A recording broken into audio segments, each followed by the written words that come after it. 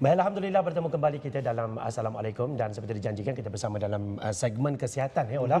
Di mana hari ini kita akan berbicara tentang lumpuh sementara ataupun kekal dan Ola. Ya, sebenarnya kalau lihat kepada kelumpuhan ini adalah ada satu tahap di mana sistem ataupun keupayaan untuk bergerak itu terbatas dan maknanya ada juga yang mengganggu emosi orang kata kan. Mengganggu emosi dan sebagainya. Dan hari ini kita nak bersama dengan panel kita iaitu Dr. Azmi bin Abdul Rashid, selaku pakar perunding neurologi Hospital Pakar KPJ Damansara dan Rawang. Assalamualaikum Doktor. Terima kasih datang. Assalamualaikum. Terima kasih Doktor kerana sudi bersama dengan kita.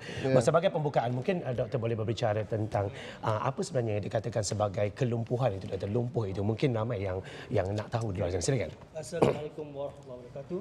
Okey, bila sebut tentang lumpuh ni, maknanya keupayaan untuk bergerak ataupun dalam terbatas ataupun lemah lah. Kan? Kalau bahasa Inggeris ni nama dia paralyzed. Okey.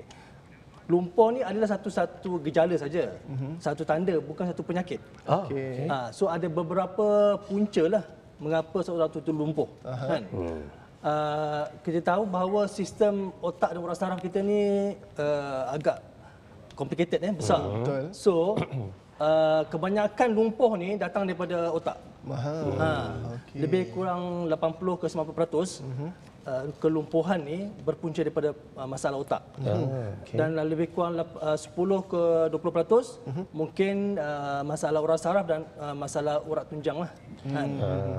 Tunjang dan sebagainya. Doktor tadi ada mengatakan bahawa memang kita tahu yang otak kita, sistem otak itu memang amat complicated dan memang amat sukar nak ditafsirkan. Tapi mungkin dari segi kelumpuhan itu sendiri, doktor mungkin boleh terangkan antara jenis-jenis kelumpuhan yang pesakit ataupun penonton-penonton di luar sana itu ada yang menghidapinya. Okey, yang sebenarnya saya sebut tadi, lebih kurang 80% disebabkan oleh masalah otak. Dan daripada pengalaman saya, yang paling banyak sekali ialah penyakit stroke ataupun angin ahmad. Stroke ni memang setiap hari pesakit akan ada. Maknanya dia ada yang muda, ada yang tua, kan? Dan stroke ni berpunca daripada ataupun kekurangan oksigen di otak. Semua ada tersumbat ataupun dia berpecah. Urat saraf ataupun urat darah yang pecah tu, bila dia gangguan oksigen kepada otak tu menyebabkan bahagian anggota badan kita lemah lah, kan? Dan benda ni kadang jadi dengan tiba-tiba, tanpa ada amaran.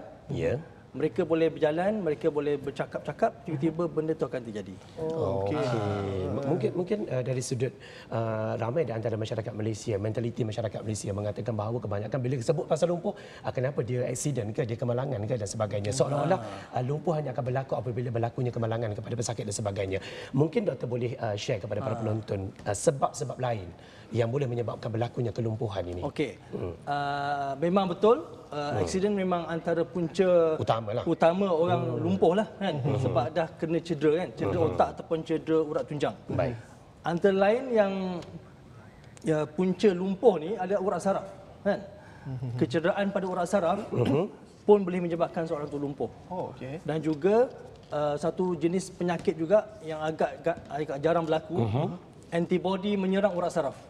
Maknanya seseorang itu akan lemah tangan dan kaki disebabkan oleh penyakit. Nama dia Guillain-Barré syndrome. Itu boleh menyebabkan seorang itu lumpuh juga. Dan lumpuh dia dengan izin Allah, dia agak dia bukan kekal. Dia boleh baik disembuhkan dengan ubat-ubatan dan juga rawatan fisioterapi dan rehabilitasi. Maknanya ada juga lumpuh yang sementara dan ada juga lumpuh yang kekal. Dan mungkin doktor boleh terangkan secara lebih lanjut antara ciri-ciri lumpuh sementara dan juga lumpuh kekal. Okey. Boleh dikatakan kalau berpunca daripada kerosakan otak tu. Kalau kerosakan otak tu agak serius, kemungkinan lumpuh tu akan kekal. Ada gambar aja? Ada. Okey, nanti saya tunjukkan. Okey, ini boleh sini. Okey, ini antara punca ini kecederaan lah pada urat saraf. brachial plexus di bahagian di luar leher tu, bila berlaku jatuh dia akan menyebabkan lumpuh tangan. Okey. Itu antara satu punca dia.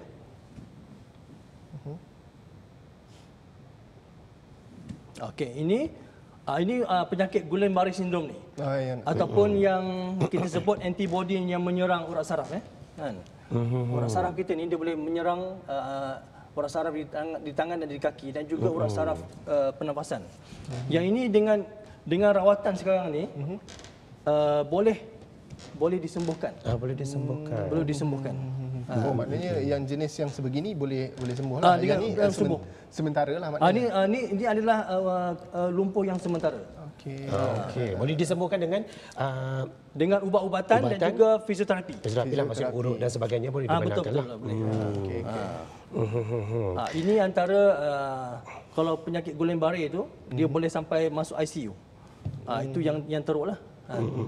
Kalau kecederaan pada urat tunjang, dunia kelumpuhan dia kaki saja. Ini antara sebab kita lihat orang yang Paralimpik tu, kan? Mereka kecederaan kelemahan lumpuh dia pada kaki saja dan itu kekal. Tapi mereka boleh lagi berfungsi dalam masyarakat. Baik. Okey. Separuh. Dan mungkin ada juga yang boleh dikongsikan kepada penonton-penonton kita sekarang ni antara lumpuh sementara mengikut rawatan dan juga pengalaman doktor sendiri, berapa lama tempoh masa yang diambil untuk seorang pesakit itu untuk kembali bergerak seperti biasa? Okey.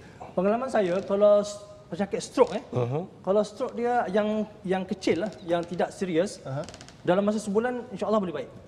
Sebulan. Tapi kalau penyakitnya ini Guillain-Barré syndrome ni, selalunya 6 bulan. 6 bulan. Dengan izin Allah, dengan bulan ni, dengan rawatan dan dengan fisioterapi, insya-Allah dalam masa 6 bulan dia boleh balik pada masyarakat lah. Alhamdulillah. Baik. Kalau kita lihat doktor sendiri, kalau kita lihat kecacatan kekal di hujung sekali, itu maknanya keseluruhan. Ini ada juga yang kecederaan tu sampai tangan dan kaki. Tangan dan kaki Maknanya lah. agak serius. Agak serius lah. Mungkin ada di antara orang kata apa, pakar-pakar apabila ahli keluarga pergi dan sebagainya. Pakar-pakar mengatakan memang mungkin ada satu tahap yang memang tidak akan ada sebarang orang kata improvement ataupun kesembuhan untuk pesakit itu kerana kerosakan otak dan sebagainya. Jadi dari segi rehabilitasinya bagaimana doktor? Okey. Untuk keluarga lah, untuk keluarga. Untuk keluarga ya, okey. Untuk penyakit urat saraf dan otak ni memang bila lumpuh ni memang satu trauma lah kepada pesakit dan juga kepada keluarga, kan. Dan kita selalunya doktor akan memberitahu secara detail lah apa rawatan dan juga nama dia rehabilitasi dan fisioterapi. Dan kita akan ceritakan masa yang dijangka untuk kita perlu buat rawatan tu. Dan masa mungkin 6 bulan ke setahun. Dan kita akan bagi tahu bahawa pesakit perlu menjalani rawatan ni, rehabilitasi ni secara berterusan lah. Jangan putus asa. Kalau putus asa, otak kita ni kalau tak bergerak, dia akan kecut. Otak kita kalau tak bergerak, tak bekerja pun tak ada stimulasi pada otak tu kurang lah, kan. Satu, kita sebagai doktor kena selalu mengusyurkan, memberi motivasi kepada pesakit dan juga pada waris. Jangan putus program rehabilitasi.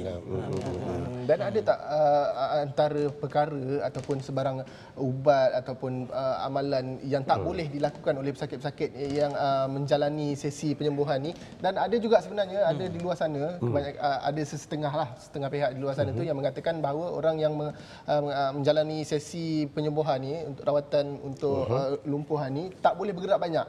Dan ada juga yang suruh bergerak lebih banyak supaya cepat. Bagaimana? Ada komen doktor? Okey.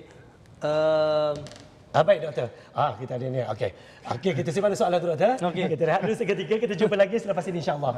Lepas ni.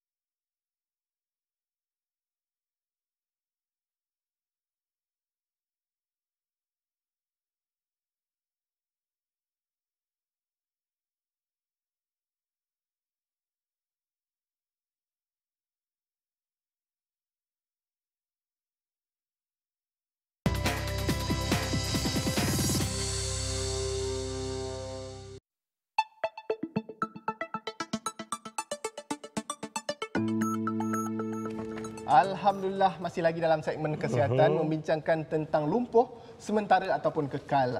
Macam tadi kita nak sambung persoalan yang saya tujukan kepada doktor sebentar tadi. Ada tak perkara-perkara ataupun ubat-ubatan yang perlu dielak oleh pesakit-pesakit ataupun orang yang menjalani sesi penyembuhan, dan juga ada juga di luar sana tu yang mengatakan tak boleh bergerak banyak, dan ada juga yang mengatakan kena bergerak banyak untuk sesi penyembuhan. Yang mana satu betul ni? Mana satu betul? Okey. Komen doktor. Banyak pahaman-pahaman yang perlu diperbetulkan kan.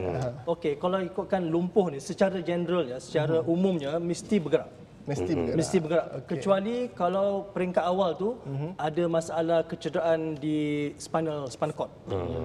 Kalau kecederaan di spinal cord tu memang kena tak bergerak. Sebab apa, bila dia bergerak tu benda tu akan tak stabil. Tapi secara umumnya stroke, penyakit urat saraf, penyakit ni memang semua memang kena ada pergerakan untuk menyebabkan, untuk membolehkan urat saraf tu bergerak dan juga otak tu bergerak. Dan kalau pesakit tu tak mau bergerak ataupun waris tak mau bergerak tu, maknanya dia telah menghalang proses pemulihan tu. Dan juga ubat pun secara umumnya kebanyakan ubat boleh makan. Boleh. Yang kau boleh kita tidak galakkan kecuali ubat-ubat sampingan yang tidak kita kenal, ataupun ubat-ubat suplemen lah, yang mungkin tak berapa kita tak kenal, mungkin kita tak galakkan lah kan. Tapi kebanyakannya ubat yang selalu kita bagikan adalah vitamin untuk urat saraf, B kompleks, ototnya ada beberapa ubat lagi yang kita bagi, tapi secara umumnya tak adalah yang terlalu serius sangatlah yang kita menghalangkan banyak ubat. Ada tak perkara-perkara yang dielak tu, contoh macam travel jauh tak boleh ke? Okey, selalunya peringkat awal penyakit, contohnya lumpuh ni, boleh kita tak nak galakkan mereka bergerak jauh lah kan. Tetapi secara pergerakan daripada rumah ke hospital boleh, daripada ke tempat yang dekat boleh. Tapi kalau jauh tu mungkin kita elakkan. Kalau penyakit dia serius, mungkin 6 bulan kita tak galakkan lah. Okey, baik. Mungkin doktor, kalau ada di antara pesakit yang kalau orang kata lumpuh separuh badan dan sebagainya, mungkin itu ada jalan penyelesaian yang nampak lebih jelas.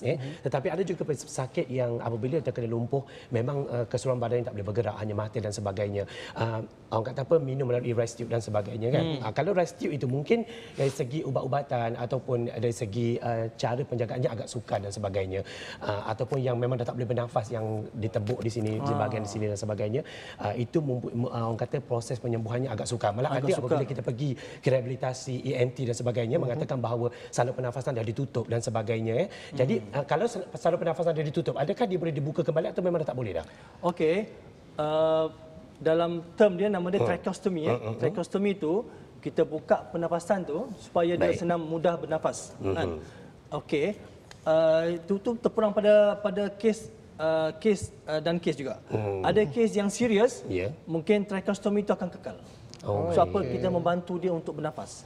So mereka itu selalunya kecederaan yang teruk lah kepada otak, tangan dan kaki, dan juga dia tak mampu untuk mengeluarkan kahak dia.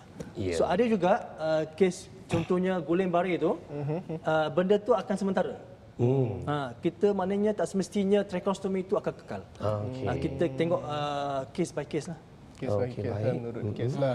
Okey, baik. Mungkin dari segi penyembuhannya doktor, adakah bergantung kepada jenis penyakit ataupun bergantung kepada seseorang pesakit sendiri? Mungkin faktor usia ataupun ada penyakit-penyakit kronik yang memang dah dihadapi daripada awal, kencing manis dan sebagainya. Adakah itu merupakan faktor penyumbang kepada tempoh penyembuhan seseorang pesakit? Secara umumnya penyembuhan lumpuh ni bergantung kepada berapa teruk kes tu. Kalau kes kecederaan, kes stroke yang serius, kelumpuh akan kekal. Maknanya kita terpaksa cakap, saya bagi tempoh mungkin 6 bulan ke setahun. Kalau lumpuh tu kekal, maknanya kita beritahu pada waris, maknanya lumpuh tu akan kekal. Tapi kalau lumpuh tu ataupun stroke tu agak tidak serius, saya sebutkan 1 bulan ke 6 bulan, insya-Allah kelumpuhan itu akan sembuh kan.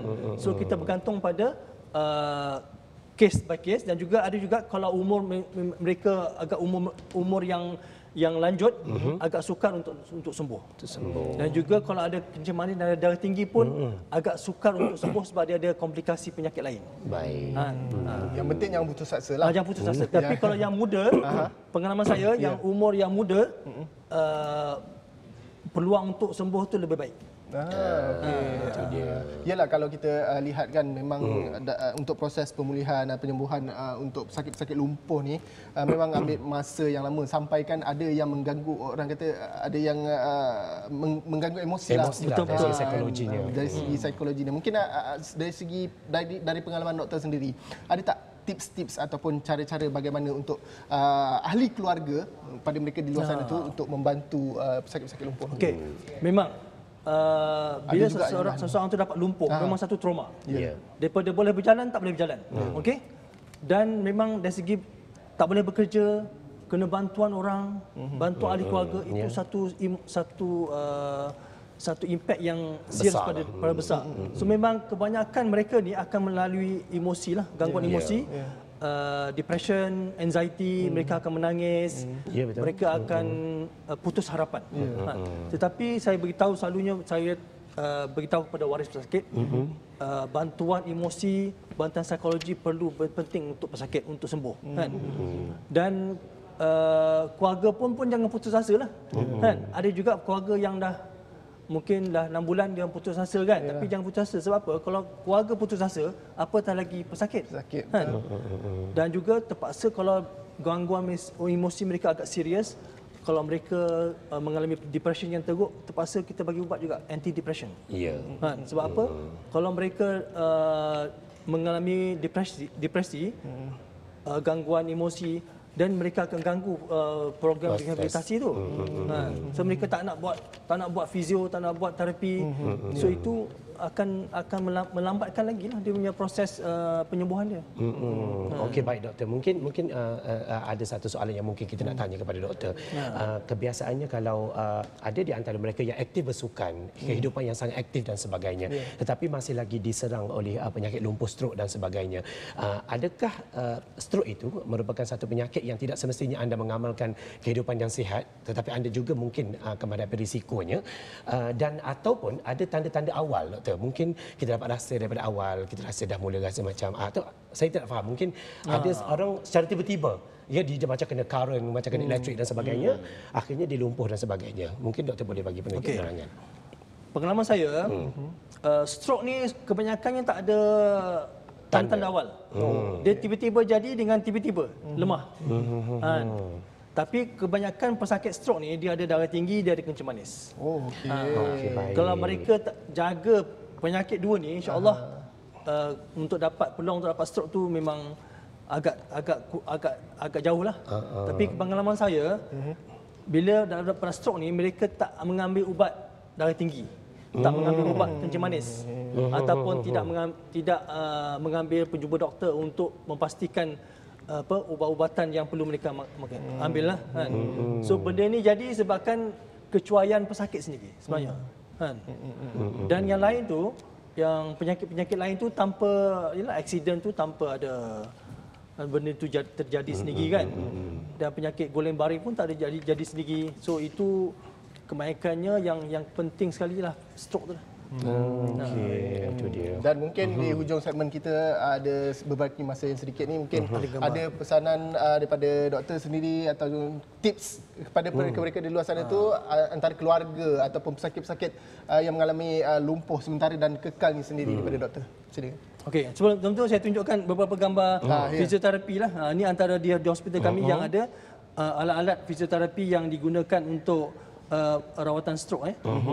Dia mesti ada komplement untuk belajar berduduk, belajar duduk dan juga balancing.